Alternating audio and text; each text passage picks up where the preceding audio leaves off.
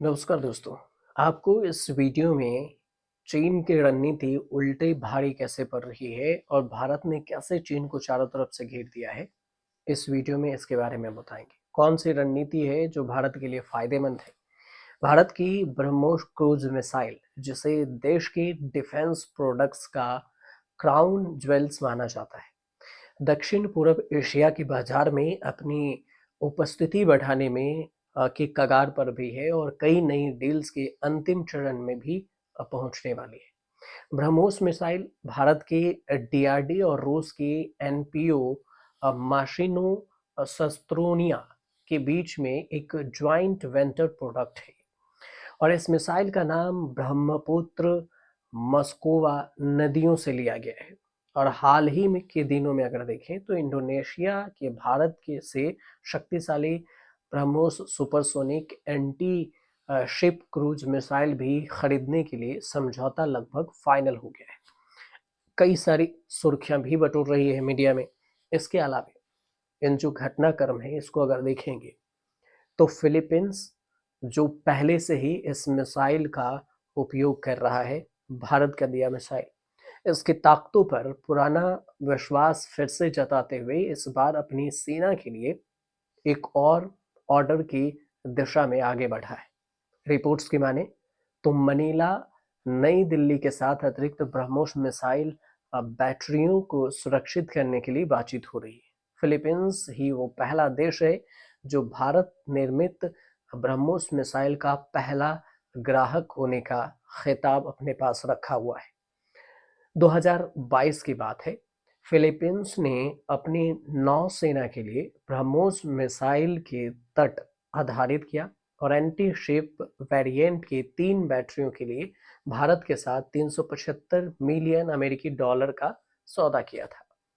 पहली खेप पिछले साल नई दिल्ली द्वारा उन्हें दी गई थी। 23 जनवरी से ही 11 फरवरी 2023 तक फिलीपींस नौसेना के 21 कर्मियों ने नागपुर में ब्रह्मोस सिस्टम के संचालन और फिर रखरखाव के ट्रेनिंग भी लिया।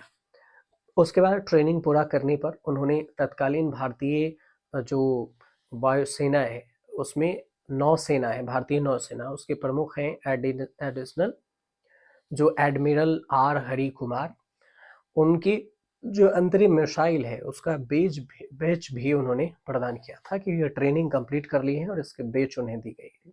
नई रिपोर्ट्स ये है कि फिलीपींस 9 अतिरिक्त ब्रह्मोस तटीय मिसाइल बैटरियों को अब प्राप्त करने की संभावना तलाश रहा है। फिलीपींस ने पहले अपने मिसाइल भंडार को बढ़ाने में दिलचस्पी जाहिर की। 2023 में तत्कालीन फिलीपींस के सेना प्रमुख थे एडवांस मिसाइल सिस्टम, जिसमें भारत की ब्रह्मोस सुपरसैनिक मिसाइलें और अमेरिकी HIMARS MLRS को उन्होंने प्राप्त करने की योजना बनाई थी कि उसे अपनी सेना में शामिल किया जाए।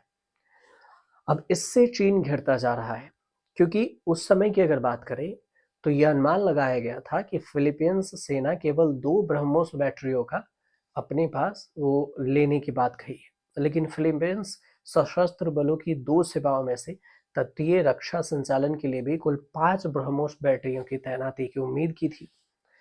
मतलब 2 से 5 पे गया था। लेकिन चीन के खिलाफ अगर देखें तो ब्रह्मोस का जलवा कितना होगा ये भी समझिए। ब्रह्मोस मिसाइल को जमीन, समुद्र और हवा से लॉन्च किया जा सकता है और यह सतह और फिर समुद्र के आधारित खतरों को निशाना बना सकती है। यह कई सालों से भारतीय सशस्त्र बलों का एक महत्वपूर्ण हिस्सा रही है। ये मिसाइल मैक 2.8 के गति से पहुंच सकती है, जो कि ध्वनि की गति के लगभग 3 गुना तेज है, जिसकी रेंज 300 से 500 किलोमीटर के बीच में होती है। इसके वेरिएंट और भी लॉन्च प्लेटफॉर्म पर भी निर्भर करते हैं कि ये कितने स्पीड से लॉन्च प्लेटफॉर्म से दागी जाती है। दक्षिण पूर्व एशिया के देशों में देखें तो इस मिसाइल के प्रति काफ़ी रुचि देखी गई है।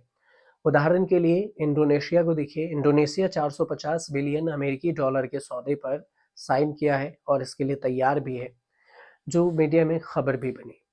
दूसरी तरफ भारत का सबसे बड़ा रक्षा निर्यात समझौता भी होगा।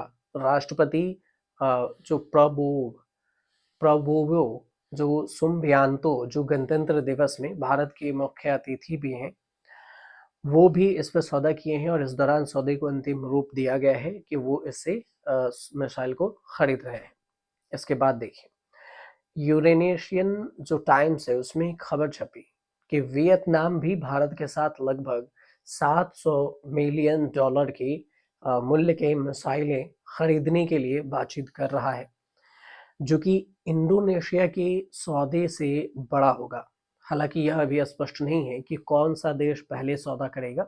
जो भी करेगा वह ब्रह्मोस क्रूज मिसाइल प्राप्त करने वाला दूसरा देश बन बन सकता है, क्योंकि पहले तो जो देश था मलेशिया, मलेशिया ने भी ब्रह्मोस मिसाइल खरीदने की दिलचस्पी दिखाई है। इसके बाद फिलीपींस है, उसके बाद इंडोनेशिया ने तो साइन कर लिया है। अब वियतनाम के भी विपरीत हैं और एंटी शिप वेरिएंट पर भी सेंट्रलाइज्ड है। मलेशिया दक्षिण तौर पर ब्रह्मोस एनजी और मौजूदा सुपरसोनिक क्रूज मिसाइल का एक अधिक कॉम्पैक्ट वेरिएंट जो कि टारगेट कर रहा है। ब्रह्मोस मिसाइल की मांग में दिन पर दिन वृद्धि हो रही है और दक्षिण चीन और फिर इसके अलावा पश्चिमी प्रांत में चीन के जो सैन्य विस्तार के जवाब में दक्षिण पूर्व एशिया देशों द्वारा अपने रक्षा भंडार को मजबूत करने की रणनीति फिर से तैयार की जा रही है और इसे दर्शा रही है।